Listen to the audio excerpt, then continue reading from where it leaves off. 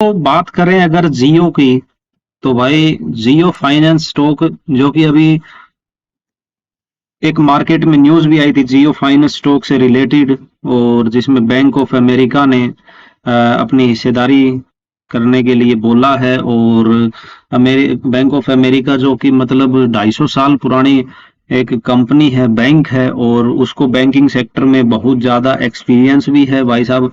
और अभी उसने अगर इंटरेस्ट जियो फाइनेंस में दिखाया है तो ये कोई छोटी बात नहीं है। जो कंपनी पिछले 2-2.5 सालों में मार्केट में आई है, और उसके बाद बड़ी बड़ी कंपनियां जो इंटरनेशनल लेवल पे इतनी फेमस हैं, एक्सपीरियंस्ड हैं, और वो कंपनियां अगर आके जियो फाइनेंस के साथ जुड़ना चाहती है, उसके साथ बिजनेस करना चाहती है, तो भाई साहब बहुत बड़ी बात है ये।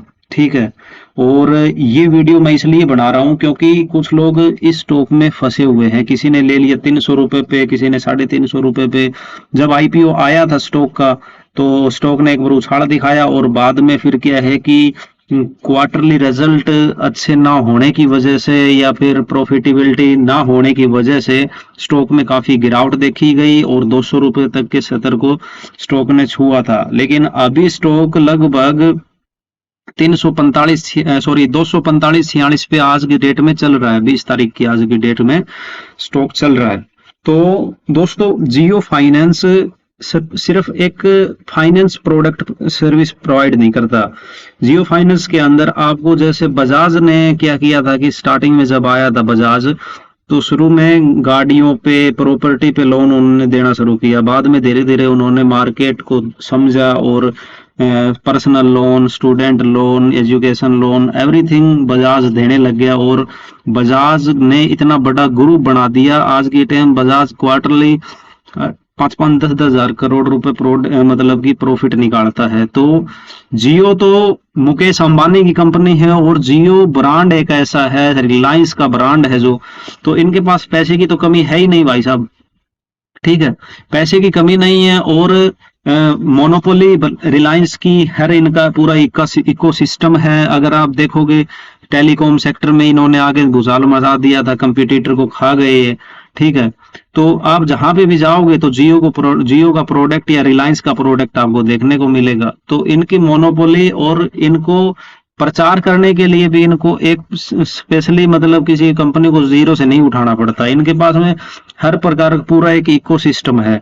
ठीक है। और पैसे की कमी नहीं है भाई। और मतलब जाने माना देश का चेहरा है एक प्रकार से, जो कि बिजनेस मैनेजमेंट में बहुत काबिल लोग हैं ये। ठीक है। तो ऐसा मत सोचो कि जियो इन्होंने सिर्फ शौक के लिए बनाई है। भाई साहब, जो कंपनी बैंक ऑफ अमेरिका के साथ पार्टनरशिप कर रही है, ब्लैक रॉक जैसी जो कंपनियां हैं, जो फाइनेंस सेक्टर, सॉरी अपना स्टॉक मार्केट के सेक्टर में इतना बड़ा नाम है उन कंपनियों का, उनके साथ एलियांज जैसे ग्रुप, जैसे कि मान लो मैंने पेज ये खोला हुआ है, एलियांज जो इंटरनेशनल ये इंश्योरेंस प्रोवाइड करती है, और इतना एक्सपीरियंस है इन कंपनियों का। देखिए कंपनी का फ्यूचर कैसे आप देखोगे। कंपनी अगर नई कंपनी है, बेसिक जीरो से स्टार्ट कर रहा है, कोई किसी भी मार्केट में आ रहा है, अगर उस कंपनी को उस मार्केट की डेप्थ नॉलेज नहीं है, तो वो कंपनी क्या पता टिके ना टिके, हम लोग उस पर विश्वास नहीं कर सकते। और ये जियो ने क्या किया है कि अपना सिर्फ एक प्रोडक्ट नहीं है इनके पास में। देखिए जियो क्रेडिट के नाम से बैंकिंग सेक्टर में इन्होंने अपना वो कर लिया, जिससे बैंक ऑफ अमेरिका के साथ पार्टनरशिप कर ली। ठीक है। मार्केट जो स्टॉक मार्केट है, इसमें आप अगर म्यूचुअल फंड या फिर आप इन्वेस्टिंग करना चाहते हो, ट्रेड करना चाहते हो, तो इन्होंने ब्लैक रॉक के साथ में पार्टनरशिप कर दी। तो जिन जिन लोगों के साथ में इन्होंने, एलियांज ग्रुप जो है ये, इसके साथ में ये इंश्योरेंस के फील्ड में माहिर लोग हैं, तो इसके साथ पार्टनरशिप कर ली। तो इन्होंने जिस जिस अपने सारे जितने भी प्रोडक्ट हैं, हर प्रोडक्ट में नंबर 1 कंपनियों के साथ में पार्टनरशिप करी है। और जो नंबर 1 कंपनियां हैं, जो 250 साल से अपनी सर्विस प्रोवाइड कर रही है, और उनको एक्सपीरियंस है, तो फिर उनको तो मार्केट की डेप्थ तो पता ही होगा। तो आप ये तो मत कंफ्यूज रहो कि मतलब कंपनी ने, अंबानी जी ने ये कंपनी स्टार्ट करी है और ये मतलब हल्के फुल्के अंदाज में चलाते रहेंगे, नहीं। देखना ये अपनी जड़ें मजबूत कर रहे हैं, धीरे धीरे ये एकदम आएंगे, पूरी मार्केट को कैप्चर कर लेंगे ये, ठीक है। और कंपटीटर देखना इनका बुरा हालत कर देंगे, क्योंकि ये इन चीजों में माहिर लोग हैं। तो इसीलिए मैं देखिए मेरे पास कमेंट भी आते हैं, और जब न्यूज़ देखते हैं कि इतना अप डाउन बहुत ज़्यादा होता है इस स्टॉक के अंदर, तो मैंने सोचा क्यों ना हम लोग अपनी मैं भी अपनी राय रखूं, और जो जो लोग इस स्टॉक को परचेज करके बैठे हुए हैं या फिर लॉस में है, तो उनको थोड़ा सा मेरी मेरा जो व्यू है वो दे पाऊं मैं, और मैं क्या सोचता हूँ इस स्टॉक के बारे में वो थोड़ा बता पाऊं, और थोड़ा फंडामेंटल हम लोग इसका समझ लेंगे, ठीक है। और फंडामेंटल तो क्या है कि अभी एफआई क्वार्टर वन का जो 27 का है उसी का रिजल्ट आया है, वो देख लेते हैं, क्योंकि फर्स्ट क्वार्टर रिजल्ट इसने ठीक दिया है, बाकी तो अभी तक इसने कुछ ऐसा निकाला नहीं था। तो जियो फाइनेंस इसमें एक बार डाल लेते हैं, और अपना क्या है कि भाई अ, थोड़ा सा ये देख लेते हैं टेक्निकल चार्ट क्या बोल रहा है, और साथ में हम लोग इसका फंडामेंटल थोड़ी सी जानकारी ले लेते हैं। और बाकी मेरे हिसाब में अगर आप एंट्री कर रहे हो तो I think this is support level of Jio finance, ठीक है। और 200 रुपये अगर किसी ने खरीद लिया तो भाई वेल एंड गुड है, 200 रुपये तो मतलब किसी को, हर आदमी को मिलेगा ही नहीं ये लेवल, ठीक है। आप भूल जाओ कि मतलब ये स्टॉक टूट के नीचे जाएगा, ठीक है। बाकी भाई सेबी के नियमों के अनुसार मैं कि आपको ये तो नहीं बोलूंगा कि आप ये स्टॉक परचेज करो, मैं रिकमेंडेशन आपको किसी प्रकार की नहीं देना चाहता, लेकिन बस ये है कि भाई कंपनी अच्छी है तो उसकी तारीफ भी हम लोग कई बार कर देते हैं, ठीक है। तो स्टॉक ने जब स्टार्ट हुआ तो स्टॉक ने 276 का टच किया हाई, और लिस्ट हुआ था स्टॉक 252 पर, ठीक है। जहां पे स्टॉक ने आईपीओ जहां स्टॉक का आया था उसी लेवल के ऊपर अभी फिलहाल आपको मिल रहा है, उससे भी नीचे मिल रहा है स्टॉक, ठीक है। तो अगर आपने आईपीओ में आपको नहीं मिला तो अब मिल रहा है भाई, और इसने सपोर्ट इस स्टॉक ने 197 का बनाया है, तो हम लोग इस सपोर्ट को यहां से मेजर करेंगे 205, मतलब कि लगभग 200 रुपए का स्टॉक इसने रेजिस्टेंस सपोर्ट बना लिया था। और देखिए यहाँ पे स्टॉक ने आईएस 395 तक आईएस जंप किया है, उसके बाद में कुछ अप डाउन आए, अप ट्रेंड भी आया, और उसके बाद में डाउन ट्रेंड भी देखा गया, फिर स्टॉक बिल्कुल टूट के, क्योंकि देखिए मेरा मानना क्या है, अकेला कंपनी स्टॉक का प्राइस टूटता है, अकेला कंपनी पे डिपेंड नहीं करता। मेरे हिसाब से जो जियो पॉलिटिक्स आज की टाइम हो रही है उसका भी बहुत प्रभाव है, 100 में से 30% जियो पॉलिटिक्स का प्रभाव रहता है। जब ओवरऑल मार्केट, ओवरऑल पूरा जो सेक्टर फाइनेंस का टूटने लगता है तो सारे स्टॉक्स में गिरावट आने लगती है, और यही हाल इन कंपनियों के साथ भी होता है।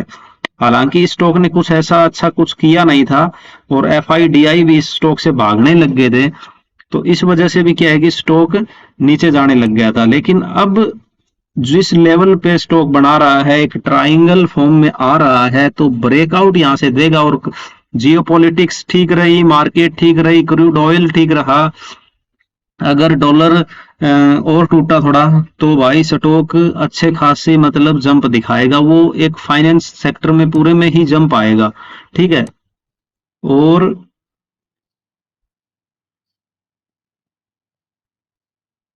2 सेकंड,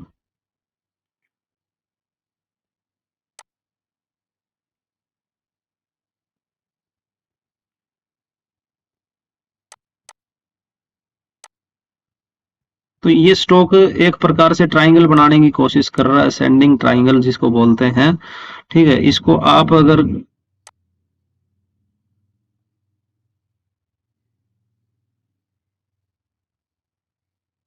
2 सेकंड इसको डेट कर देता हूँ, और मैं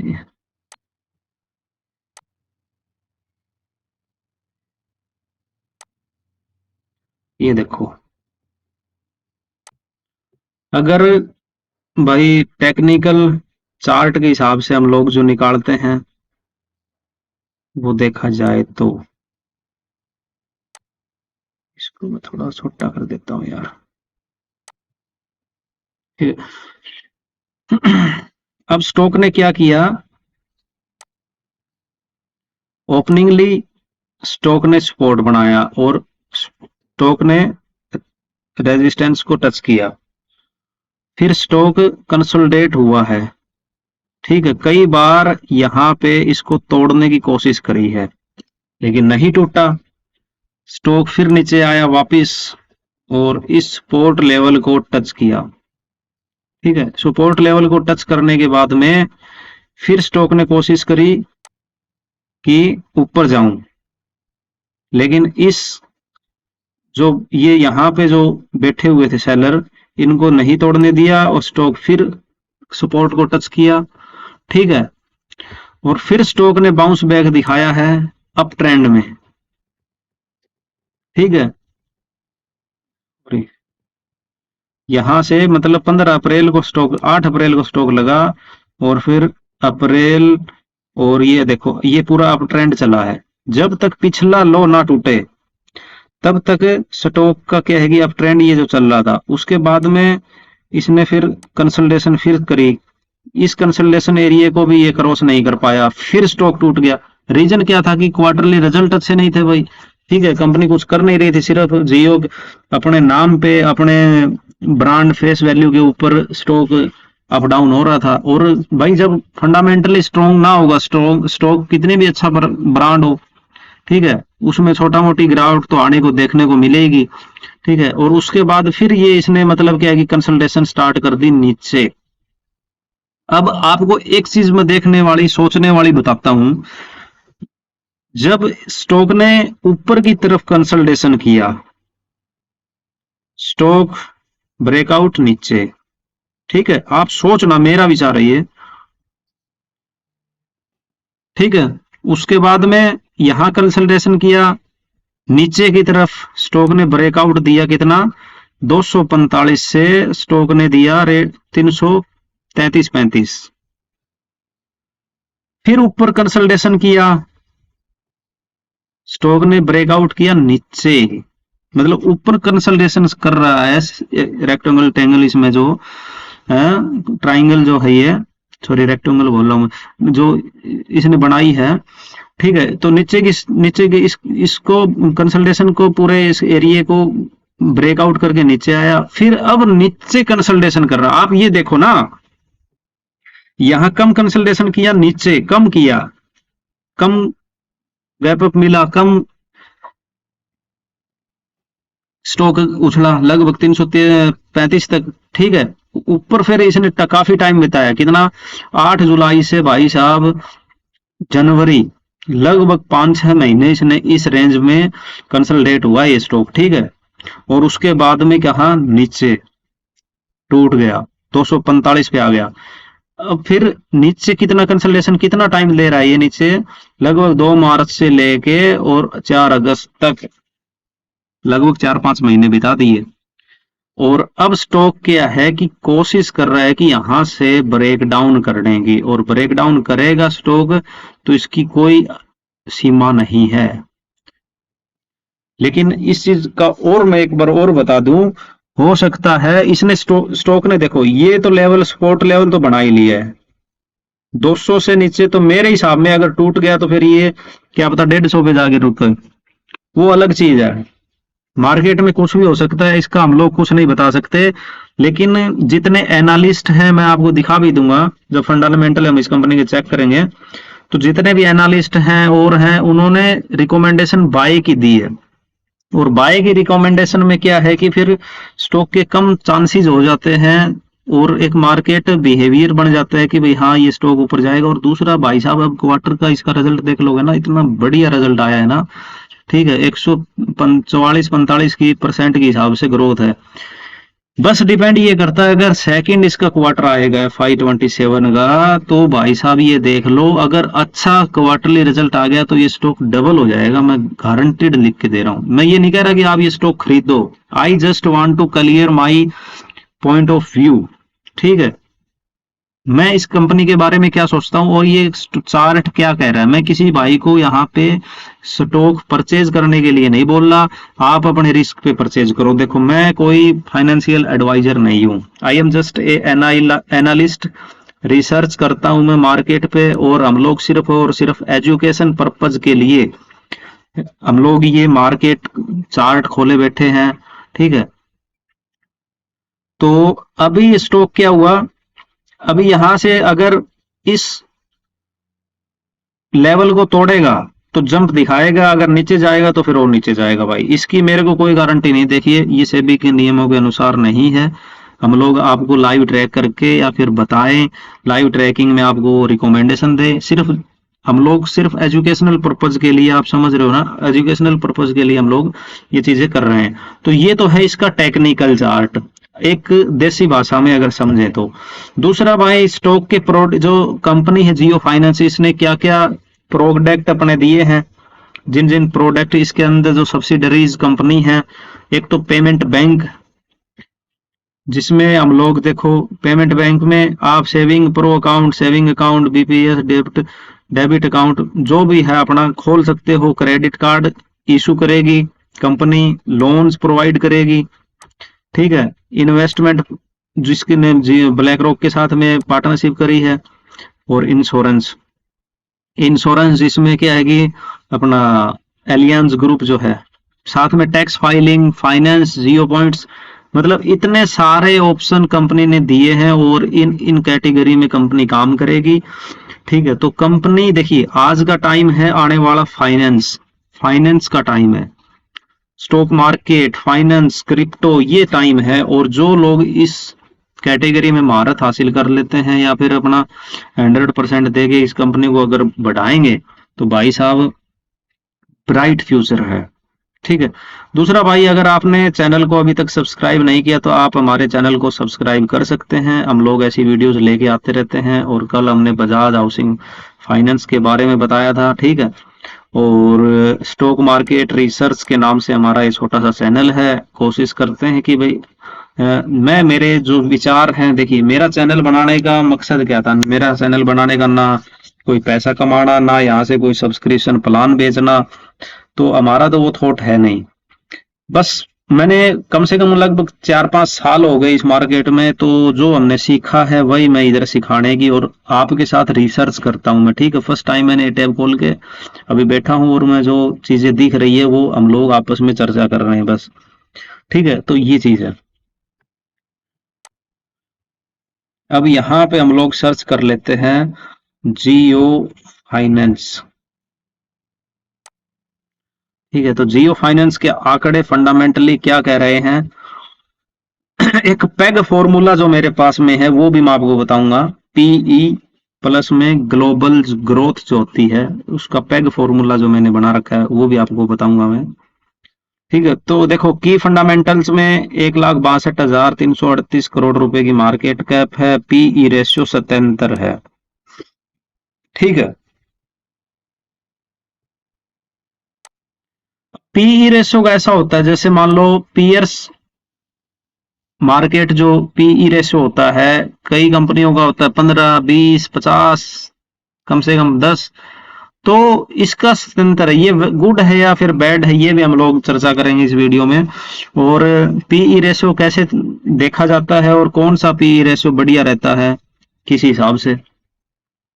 ठीक है, बुक वैल्यू 208 रुपए की, इबिटा 2334, डिविडेंड यील्ड 0.24, ये रिटर्न ऑन इक्विटी 1.17। और यहाँ पे अगर कंपैरिजन करें तो बजाज फाइनेंस, श्री राम फाइनेंस, चोलामंडलम, माउथ हाउट फाइनेंस और एसबीआई कार्ड से हम लोग इस ये पीर कंपटीटर इसके हैं।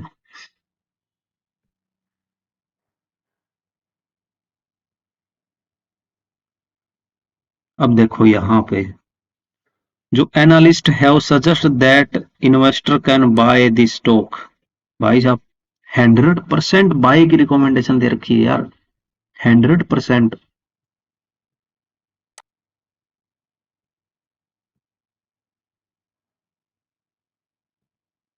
अब यहाँ पे अगर नेट इनकम देखी जाए तो जब मार्च 2000, यार ये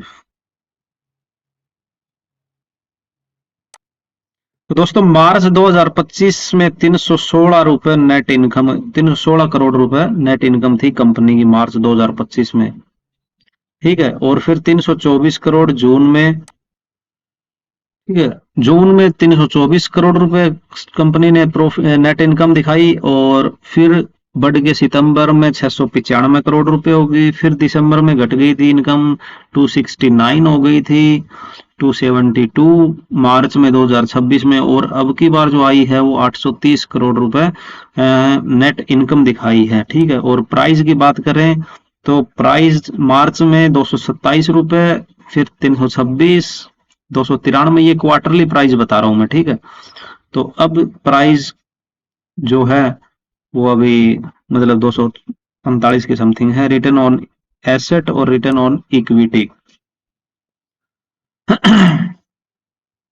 पीर कंपिटिटर जो, जैसा कि मैंने बताया आपको, बजाज फाइनेंस, जियो फाइनेंस, श्री चोलामंडलम, मुथूट, एसबीआई, एम&एम, सुंदरम, और ये हैं। लेकिन इसमें इनका अगर पीई रेशियो देखा जाए तो इनका जैसे बजाज फाइनेंस का 32 है, श्रीराम का 22 है। ठीक है। और जियो फाइनेंस का है 77 पीई रेशियो। दोस्तों, मैंने जैसा आपको बोला था कि जैसे पीई पैग जो होता है, इसमें क्या होता है कि जैसे पीई रेशियो आपने जैसे मान लो इस कंपनी का 77 है, पीई रेशियो 77 हो गया। ठीक है। और कैलकुलेटर में निकाल लेता हूं, देखो।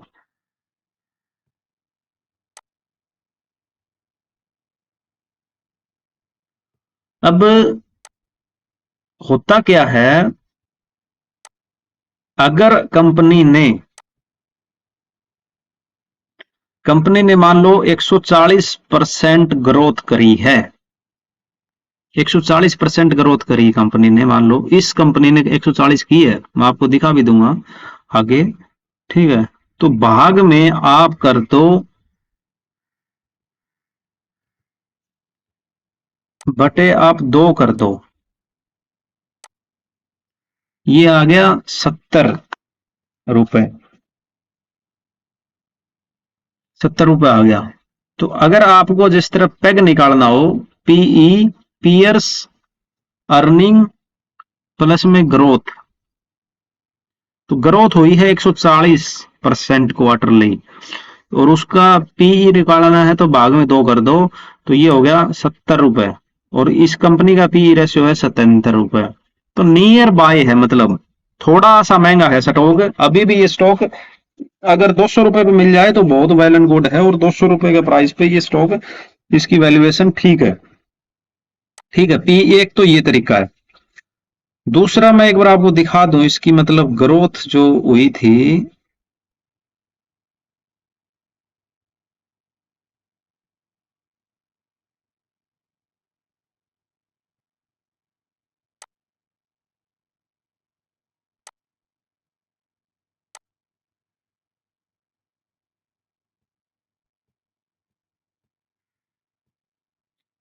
ये पे तो था यार प्रॉफिट परसेंटेज का।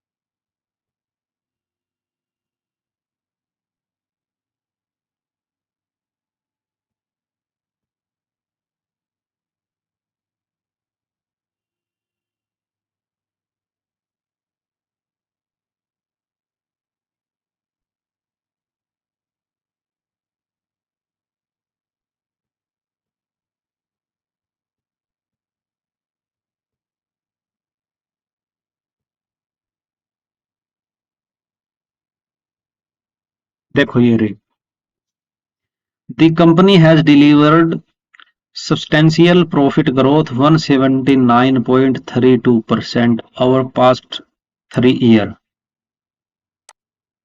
अब आप 170, इसने पिछले 3 साल में जैसे 179% ग्रोथ दी है, भाग में 2 कर दो, ₹89 आ गया। लेकिन हमको ग्रोथ पिछले क्वार्टरली, अगर हम लोग देखो पी निकालने का भी एक ऐसा तरीका है ना, हम लोग 3 साल का भी पीई नहीं निकाल सकते, हम लोग तो करंट का पीई निकालेंगे। लेकिन इस कंपनी ने 140% का अभी जो क्वार्टरली रिजल्ट आया था, वो हम लोग इधर ही देख लेते हैं कि कितना प्रॉफिट था उसमें क्वार्टरली, जिसमें ग्रोथ इसने दिखाई है। और यहां देख लेते हैं यार रेवेन्यू। ये देखो मार्च 2026 में कंपनी का रेवेन्यू था 1059 करोड़ रुपए, और 3 महीने में 2000 पहुंच गया रेवेन्यू। लेकिन यहाँ पे एक्सपेंस भी बढ़े हैं 200 करोड़। ठीक है, उसके बाद में प्रॉफिट जो बिफोर टैक्स था 339 करोड़ से 970 करोड़ रुपए हो गया। ठीक है, इसके साथ साथ में इसमें शायद वो भी दिया है, इसने वो नहीं बताया यार, 508 कुछ करोड़ रुपए था जो मिला इनको। डिविडेंड प्रॉफिट बोलते हैं उसको क्या।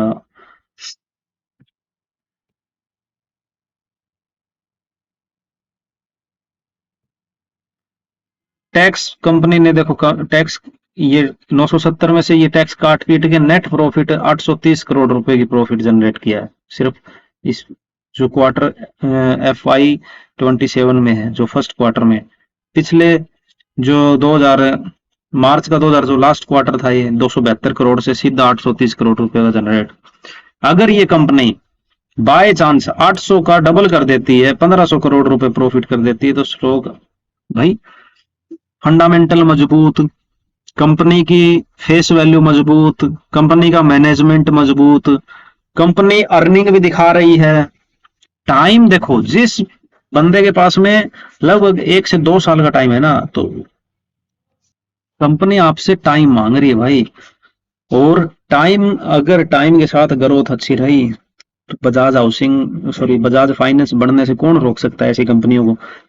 कभी भी आप किसी भी कंपनी का अगर फंडामेंटल चेक कर रहे हो, तो उसमें फंडामेंटल में आप जैसे देखिए, रेवेन्यू चेक कर लिया, प्रॉफिट चेक कर लिया, बिफोर प्रॉफिट और after tax profit, net profit check कर लिया।